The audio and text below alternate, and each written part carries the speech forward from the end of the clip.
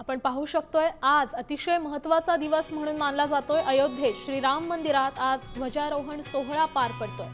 अतिशय सुंदर अशी श्रीराम प्रभूंची ही मूर्ती, प्रसन्न मुद्रा असलेली ही मूर्ती, भाविकांमध्ये देखील आनंदाचं वातावरण आहे। मोठ्या संख्येने भाविक सध्या अयोध्या नगरीत दाखल झालेत। पंतप्रधान नरेंद्र मोदी आणि सरसंघचालक मोहन भागवत हे धर्मध्वजाची स्थापना करणार आहेत।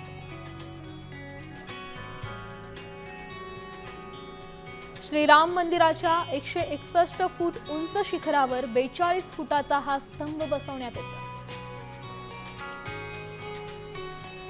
या ध्वजाची वैशिष्ट्य बघायला गेलं तर 22 फूट लांब आणि 11 फूट रुंद असा हा ध्वज इथे लावला जाणार आहे आणि साम टीव्हीच्या माध्यमातून तुम्ही घरबसल्या हा सोहळा पाहू शकताय।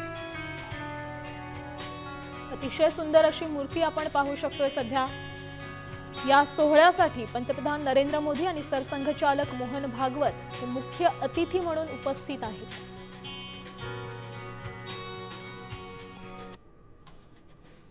अयोध्येत श्रीराम मंदिरात आज ध्वजारोहण सोहळा पार पडतोय।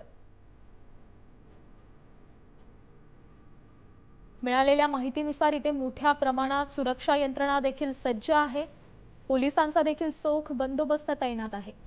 देशभरातून भाविक अयोध्या नगरीत दाखल झाले। साधू संतांची इथे उपस्थिती आहे।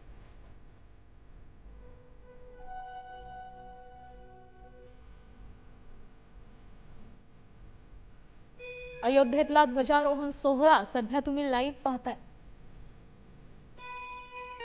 ही ध्वजारोहण प्रणाली ही संपूर्ण स्वयंचलित प्रणाली आहे। भाविकांमध्ये आनंदाचं वातावरण असल्याचं आपण पाहू शकतोय। राम नामाचा जयघोष इथे करण्यात येतोय।